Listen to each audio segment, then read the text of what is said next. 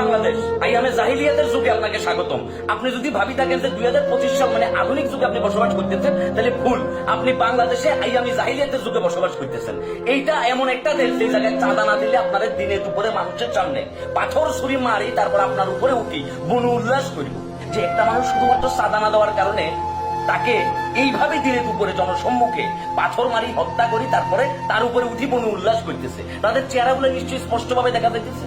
তাহলে তাদেরকে এখনো পর্যন্ত আপনারা ধরেন নাই? আইন ব্যবস্থা কি পঙ্গু হয়ে গেছে? এদেশের আইন ব্যবস্থার কি কোনো কার্যকারিতা নাই? এই দেশের আইন ব্যবস্থার কি আইনের কি কোনো প্রয়োগ নাই? বিচার ব্যবস্থা কি একদম নাই হয়ে গেছে? বিচার ব্যবস্থাতে এদেশে চাঁদা না দিলে মানুষের জীবন চলে যাবে। এদেশে বাসে আমার বোন নিরাপদ না, এদেশে 6 বছরের ছোট্ট আসিয়া নিরাপদ না, এদেশে কারা নিরাপদ? তাহলে তাকে কারা এই দেশে বসবাস করবে? আপনারা প্লিজ আমাদেরকে একটু বলেন। আইনের বিচার ব্যবস্থা পঙ্গু হয়ে গেছে, এই দেশের বিচার ব্যবস্থা রাস্তায় পাথর ছুঁড়ে মানুষ মারতেছে, তারপরে এই দেশ চুপ।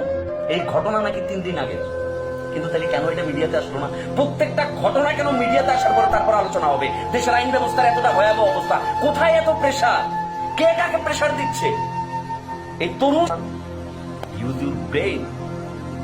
আমাদের জীবনের ভয় আছে, আমাদের জীবনের নিরাপত্তা হীনতায় আমরা ভুগতেছি, যার কারণে হয়তো আমরা অনেক সময় প্রতিবাদ করার সাহসটুকু পাই। কেন আমি জানি যে আমি হয়তো প্রতিবাদ করলে পরের দিন আমি নাই হয়ে যাবো, আমার ফ্যামিলি এতিম হয়ে যাবে, আমার ফ্যামিলি এসে রাস্তায় বসবে। আমার নিরাপত্তা দেওয়ার দায়িত্ব তো রাষ্ট্রের। রাষ্ট্রের বিচার ব্যবস্থা, রাষ্ট্রের আইন প্রয়োগ ব্যবস্থা যদি এই অবস্থা হয়, তাহলে দেশে প্রতিনিয়ত এই ধরনের ঘটনা ঘটতে থাকবে। যে সাধারণত চাঁদা না দেওয়ার অভিযোগে আপনি একটা মানুষের জীবন নিয়ে নিছেন, একটা মানুষ আপনি ভাত খাওয়াইছেন, ভাত খাওয়াই তারা মাইরা ফেলছেন। এই ধরনের অবস্থাগুলোই চলতেছে দেশে ভাই। তাহলে আমরা কেন আছি? লজ্জা হইতেছে, লজ্জা। আমাদেরকে নিরাপত্তাটা কে দিবে? তাই কে দিবে? আমরা কার কাছে বিচার চাই? যারা সাধারণ মানুষ আছে তারা কার কাছে গিয়ে বলবে যে হে রাষ্ট্র তুমি আমাকে নিরাপত্তা দাও, হে রাষ্ট্র তুমি আমার জীবনের মূল্য এতটাই সহজ করো না যে আমি